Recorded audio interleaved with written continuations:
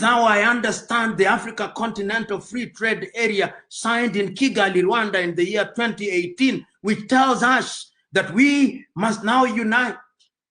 That is how I understand the Yamoussoukro Agreement, which say that the African skies must be open.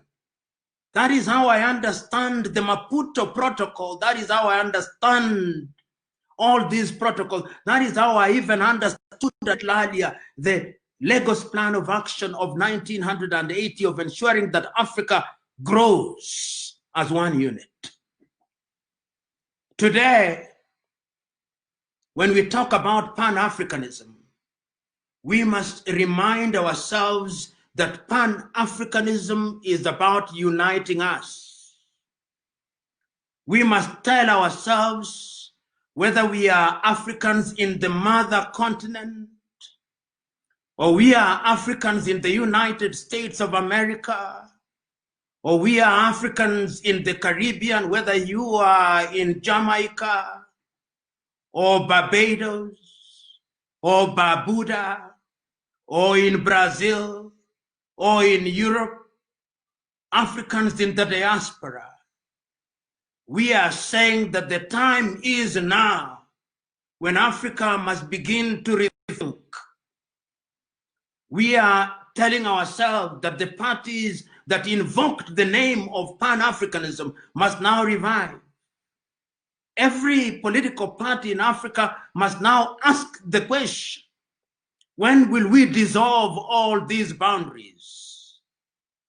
When will it be possible in the spirit of Pan-Africanism that I can move without let and hindrance from Johannesburg in South Africa through to Namibia, and from Namibia through to Lesotho, and from Lesotho through to Eswatini, and from Eswatini through to Mozambique, and from Mozambique through to Zimbabwe, and from Zimbabwe through to Angola, and from Angola to Equatorial Guinea, and from Equatorial Guinea I can move to Malawi and Zambia and have a detour of the Comoros, and from Comoros to Madagascar and to the Seychelles. And as I come up, I'm able to move into Tanzania and to the Democratic Republic of Congo, and I don't stop there. I move to Uganda, and I move to Rwanda and to Burundi and to Nairobi, move to Eritrea and to Somalia, and I don't stop there. I go to Djibouti, and from there I move to South Sudan and to Sudan,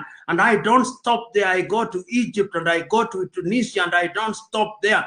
And I come down into Algeria, and I don't stop there. And I go to Morocco, and I don't stop there. And I go to Gambia, and I don't stop there. And I go to Senegal, and I go to Mauritania, and I go to Niger, and I go to Nigeria, and I go to Burkina Faso, and I don't stop there. I come to Central African Republic, I come to Cameroon, I come to Ambazonia, to Togo, Benin, to Liberia, and to Sierra Leone, and Guinea-Bissau, and to Liberia, so that I don't need a passport to move in that way.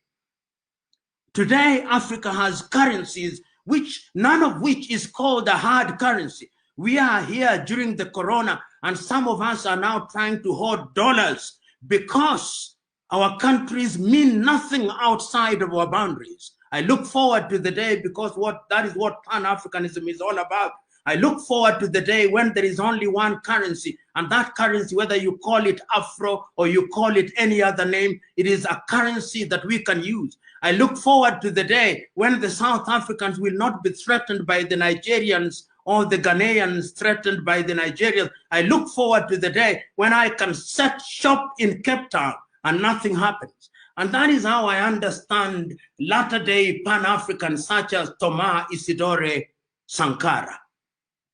Thomas Isidore Sankara took power in 1985, 1983, and within 5 years, he had come up and was speaking a different language. Sometimes when we talk about Thomas Sankara, we think he was the age mate of Kwame Nkrumah. He lived in our lifetime, but he used the opportunity of energizing the process of Pan-Africanism.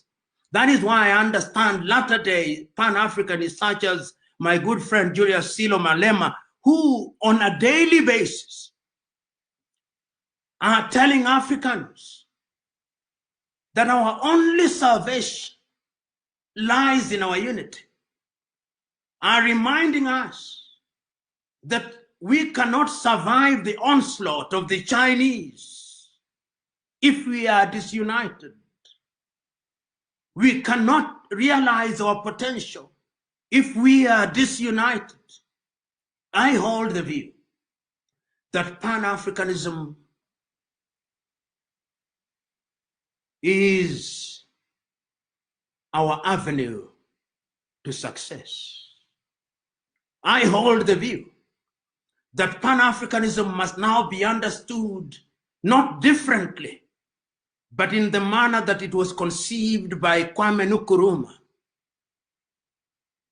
in the manner that was understood by Julius Kambarage Nyerere. But Kwame Nkrumah is not telling us from the grave that his ideas are set in stone. Kwame Nkrumah is telling us that you, the younger generation, must now take the baton. And this brings me to the speech that I started with. The speech that was delivered on the 6th day of March, 1997 by Julius Kambarage Nyerere had stopped at a point when Mwalimu had said that our salvation demanded that we are united. And he said, if Africans think that they can respect their so-called boundaries in these little unviable countries, then God save them. But God is not in the business of saving those who have chosen to embrace stupidity for its own sake, Mwalimu said. Mwalimu said that when he retired as the president of Tanzania, whenever he went out and he was introduced as the president of Tanzania, some in his audience asked, and what is Tanzania? Is Tanzania next to Johannesburg? They do not know, Mwalimu said. But they recognized the fact that he was an African. He reminded us that it is not our Tanzanian-ness that matters.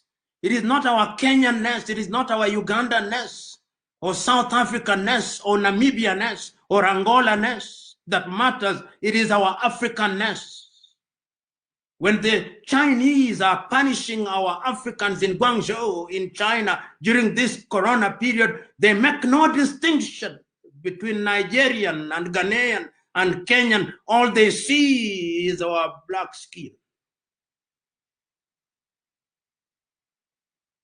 When we are being humiliated in European airports and are being asked for all manner of vaccination, and I suspect that in the coming future, we will not go to Europe unless we have a vaccine which is manufactured by Roche or some other pharmaceutical company in Europe. We will not be allowed to go into that part of the world.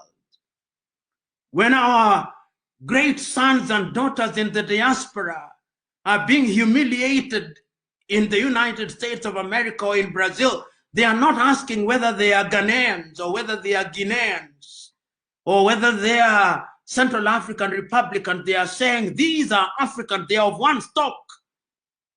Mwalimu was said.